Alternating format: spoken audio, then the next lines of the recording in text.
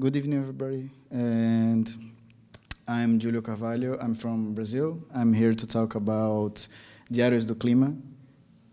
It will be roughly translated as Climate Diaries to English. And this is me looking at the sky. I don't know why. I am maintainer of the project. It's an open source project, and I'm loyal tenant to 3 cats and a dog.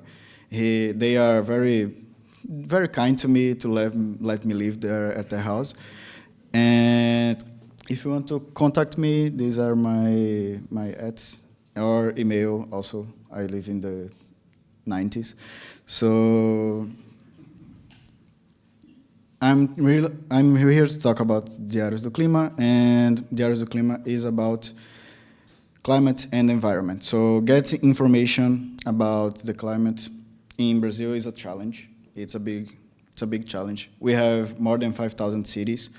They publish their acts daily in their official gazettes. I don't know if gazettes is the term you use at your country. We've seen like journals, diaries, and things like that. And these kind of documents have a lot of special stuff from the local government, like licenses, fines, bills, procurements, and a bunch of important stuff. And related to climate and environment, we cover a lot of topics also.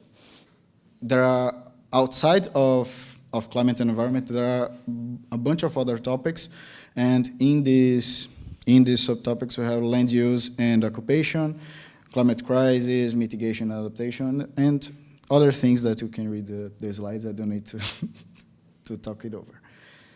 So assess this in each city, let's say more than 5,000, each of their own publishing at their own website in their own way, is a lot of effort, but it is necessary because time is increasingly precious, especially for climate-related issues.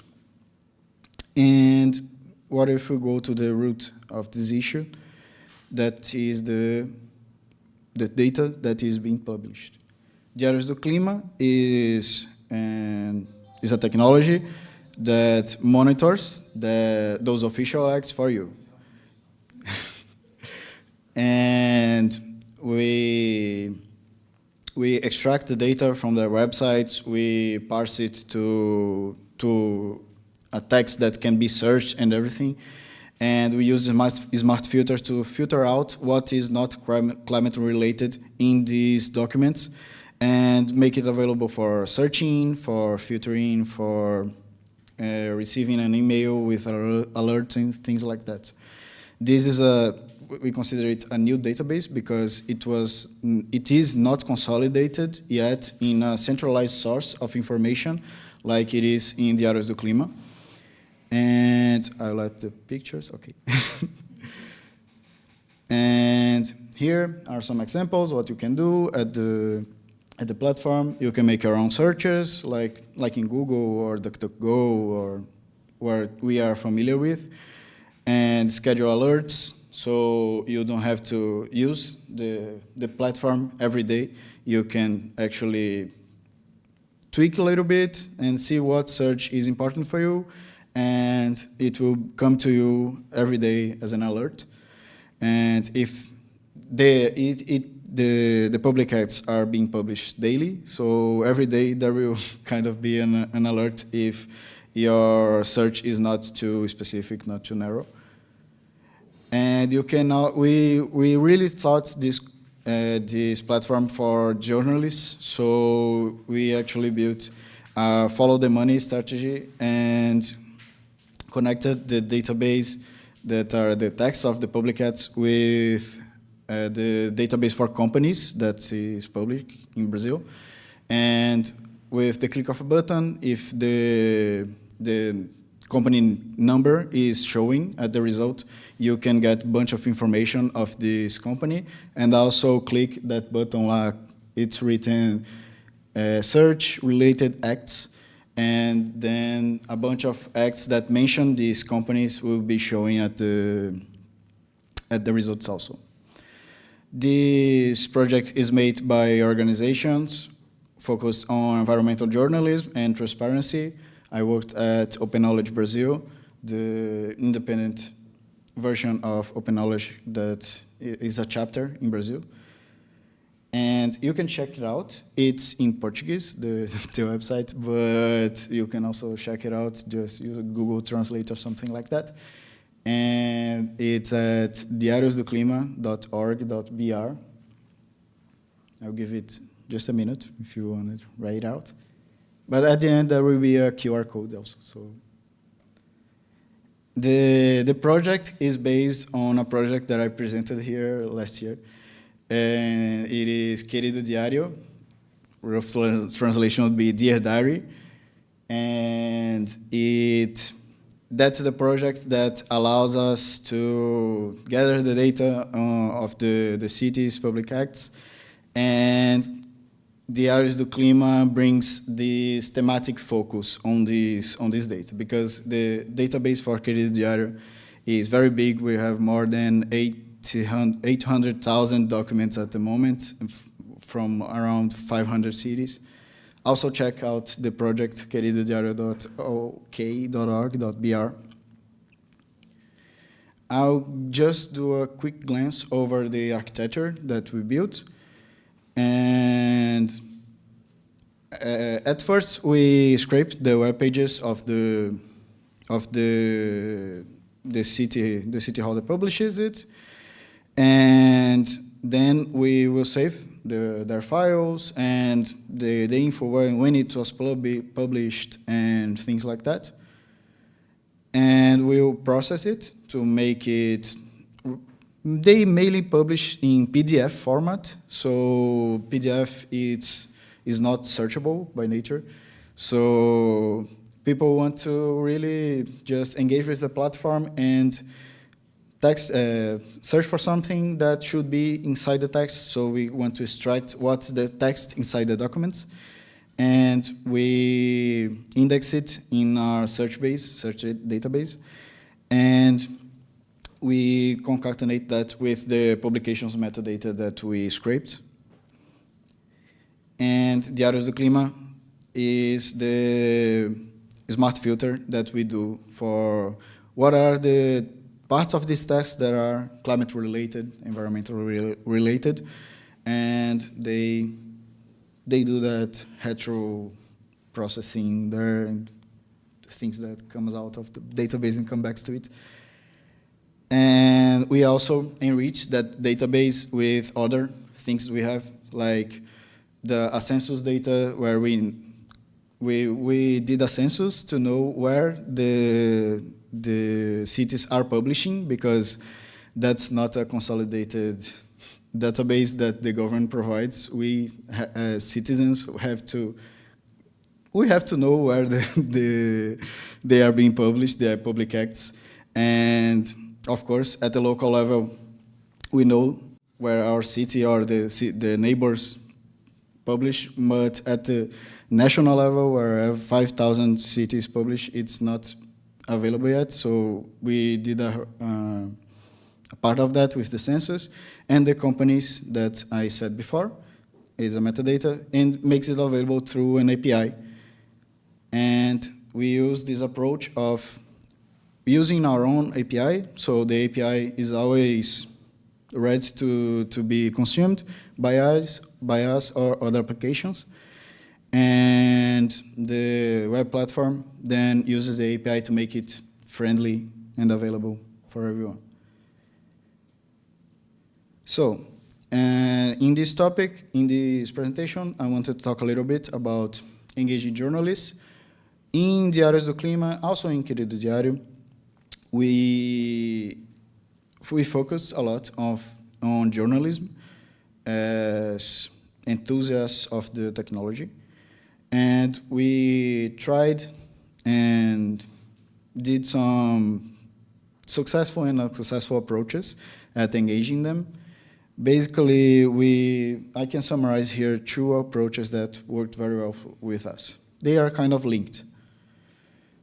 At first, establishing a close relation, because having a like webinar or tutorial that is just put it on the internet and then people see it and they will use it or get to know it, it was not effective for us.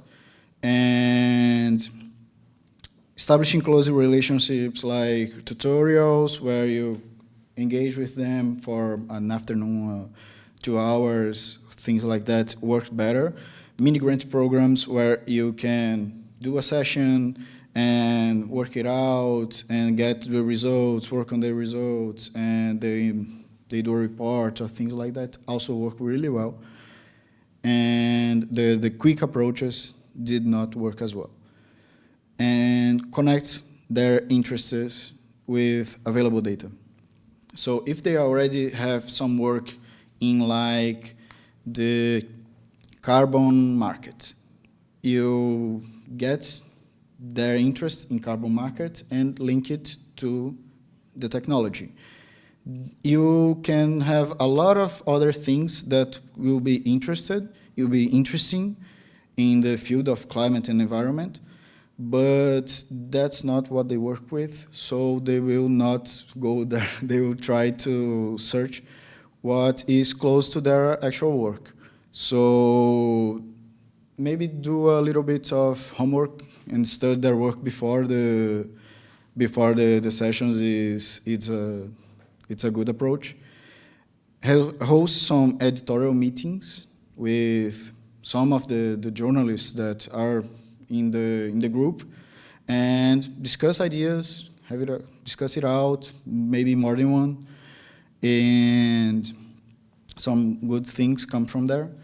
And showcase past examples, like they may have some idea of what I think I can do with this technology, but let me see actual cases that you did so I can imagine it more with a more concrete example. So showing past examples of articles that were built using the Diários do Clima before is great. Querido Diário also, the approach is kind of the same. So these are some examples of articles that were done using Diários do Clima. This is from InfoAmazonia, and Belém is the city in the state of Pará that will be hosting the COP this year, and they got a glimpse at the problem of sewage coverage in the city and how it was planned to be solved by the COP and how it was going. And that took a lot of going through the public acts, and it could only be done by a small team using the technology, because that were like more than 4 years of documents that they would have to go through just to make this article. And it's covering just one city, and that already made it possible. This other article is a report on exclusion of waste speakers from a public policy in the city of João Pessoa. I don't know if every country deals with the reality of having waste speakers, people who gain money from picking up trash in the city and getting that to a recycling environment and things like that. So in a gentrifying way of doing public policy would be to just pretend they do not exist in the public policy, and João Pessoa was doing that. I live in Recife. João Pessoa is the capital city of the state, right next to Recife. I know it very well. And this one is covering some documents that were shared in the Council of Climate in the city of Teresina. It's another city on the northeastern part of Brazil, and how they were dealing with climate crisis, and then getting the reunions, what was being discussed, culminating in the elaboration of the climate mitigation plan. So it was a very thorough job they worked here. And this article covered bills that were approved by Congress. In Brazil, they were already approved. And Congress can approve their bills, and in Brazil we have laws that catch on and laws that don't catch on. And they were seeing how these bills that were approved were being received by the local governments and how they were implementing it. So these are, especially in some cities like Jundiaí, which was discussing the policy, it was mostly a good reception on the cities that they managed to cover. And some next steps. The project wants, I'm focusing on technology and engagement, public, in these 2 steps here. The project really wants to expand the coverage, and the coverage is about 500 cities, 530, I think. And Brazil has more than 5,000, so we want to expand the coverage, maybe also go into other spheres of government, like the state level or federal level, because a lot of climate and environment-related issues are at this level. And also link to other data sets, geomapping, conservation units, public conserved areas, and public procurements that can be searched that are related to climate. And we also want to engage initiatives that are related to climate and tailor together some reports that use this new data set, because although some articles are very deep, we gather that not every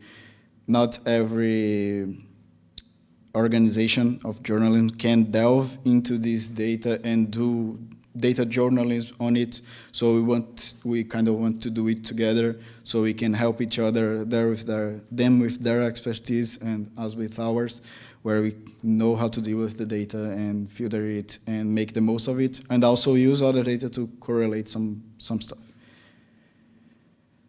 The Diários do Clima team thanks you, and if you want to support it, contact the team at contato@diariosdoclima.org.br, or also financially support Querido Diário, which is the foundation of Diários do Clima.